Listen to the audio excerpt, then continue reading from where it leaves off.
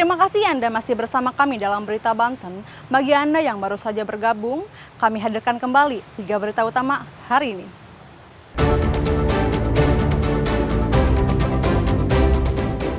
Sopir diduga mengantuk, dam truk di Kota Serang terjun dari ruas tol timpa mobil dan motor, 5 orang terluka.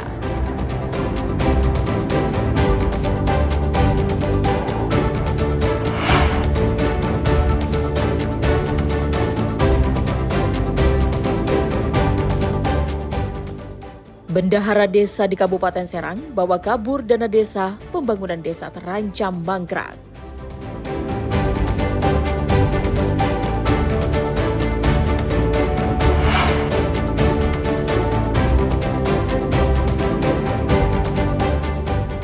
Tidak terima di PHK, mantan karyawan di Cikande ajak preman mengamuk di dalam pabrik.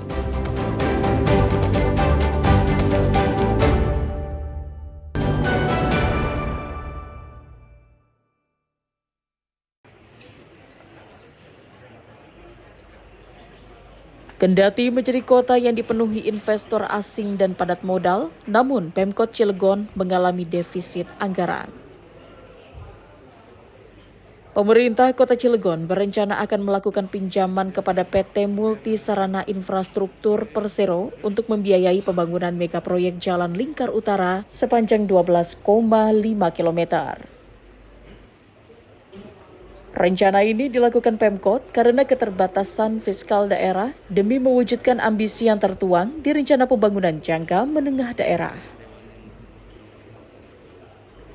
Meski pinjaman ini didukung oleh lembaga legislatif, namun Pemkot Cilegon dinilai tidak menyertakan rencana pinjaman itu dalam dokumen rencana kerja pemerintah daerah, sehingga dianggap bisa menyalahi aturan perundang-undangan. Ketua DPRD Kota Cilegon mengingatkan pihak Pemkot agar Pemkot Cilegon meminta agar berhati-hati menyusun rencana tersebut dan tetap memperhatikan aspek hukum dan kekuatan bayarnya. Belum tahu ya secara pasti, cuma kemarin dari beberapa hasil rapat katanya memang pemerintah Kota Cilegon itu akan meminjam ke PT SRI sebesar 300 kalau tidak salah.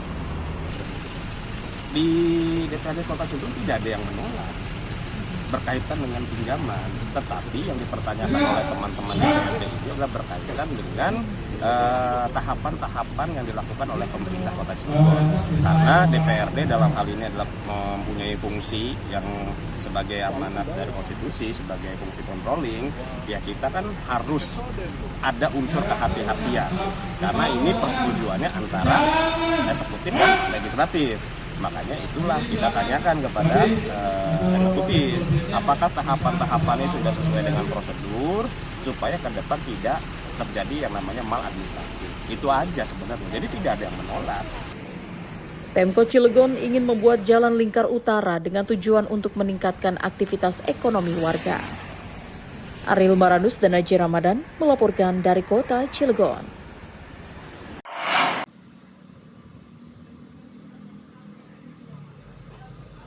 Salah satu sumber untuk membangun desa yakni berasal dari dana desa. Jika tidak dipergunakan dengan baik, pembangunan dipastikan akan terhambat. Seperti yang terjadi di Desa Petir, Kecamatan Petir, Kabupaten Lebak. Pembangunan desa diperkirakan akan terhambat pada tahun 2025 ini karena uang dana desa ratusan juta rupiah dibawa kabur oleh bendahara berinisial Y.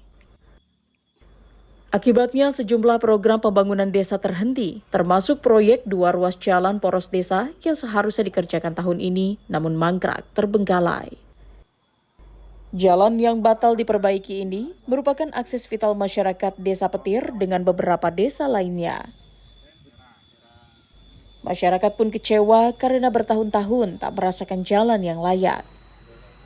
Saya aturan rakyat di sini ini semua sudah merasakan jalan yang bagus. Dikarenakan uangnya tuh nggak ada, kepala desa tuh nggak bisa apa-apa gitu. Yang mau kaburnya bendahara. Udah berapa lama Pak dibawa kabur? Ada sebulan ya? Sebulan. Bulan kira-kira. Tapi yang bersangkutan sampai sekarang nggak ada? Nggak ada. Jadi nggak ada tanggung jawabnya yang lain gitu. Rencana anggaran uang itu untuk jalan ini Pak ya? Untuk jalan ini, jalan ke desa ya, poros. Warga pernah nanyain Pak ke desa atau nyari si pendahara ini gitu Pak? Ya pernah, udah pernah. Terus dicariin, tapi nggak ada. Cari kemana Pak? Boleh tahu, boleh Ya kalau di diceritakan? sini aja sih, katanya dia mau ke kampungnya, soalnya orang jauh, orang Palembang, orang mana? Tahu dibawa ke sana katanya uangnya, tahu?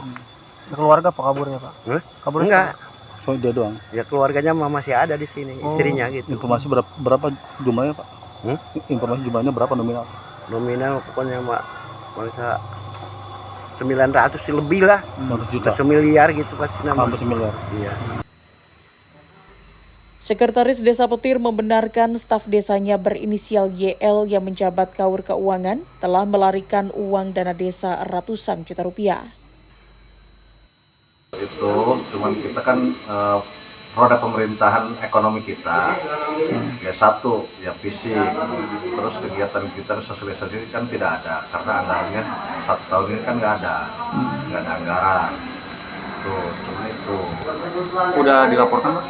Kita sudah melaporkan ke pihak yang berwajib, Tipikor Polres Kabupaten Pak, dari semenjak kalau nggak salah dari September tanggal 6 atau tanggal 5 ya, kita sudah melaporkan ke pihak yang berwajib.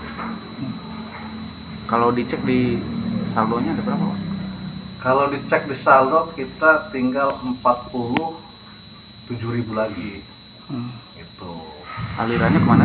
alirannya ke rekening dia sendiri, ke rekening pribadi, bukan ke rekening siapa-siapa ya, ke rekening keuangan pribadi.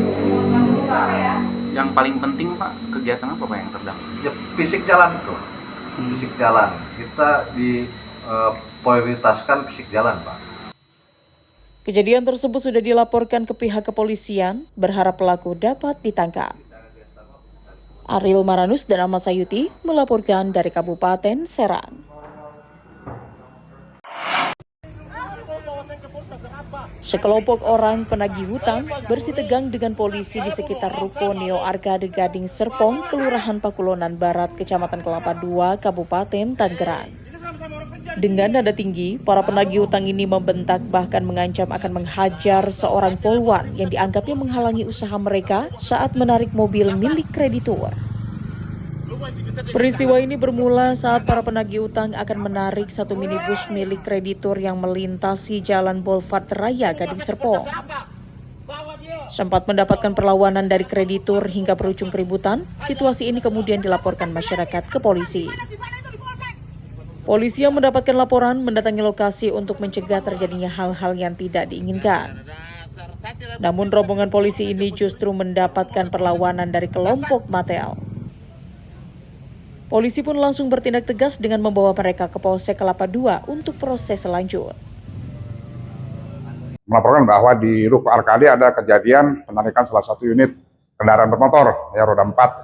Nah, akibat hal itu kita langsung melakukan tindakan melakukan cek TKP, ya benar. Adapun dengan kaitan adanya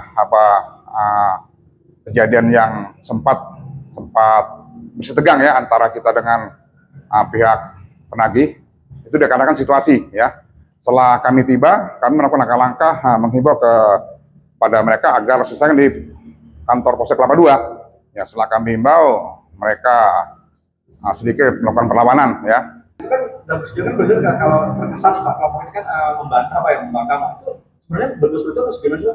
Sebenarnya bukan membangkang ya, ada sedikit mereka tidak senang atas kehadiran kita ya karena kita melakukan tindakan kepolisian ya dengan tegas. Ada sedikit mereka menolak lah kehadiran kita, tetapi kita tetap berprinsip bahwa ini adalah tugas kepolisian ya. Langkah kita apapun bentuk premanisme pasti akan kita tindak lanjuti. Polisi mengimbau para penagih hutang agar menggunakan cara-cara yang sesuai aturan agar tidak melanggar hukum. Ariel Maranus dan Syabudinatar melaporkan dari Kabupaten Tangerang.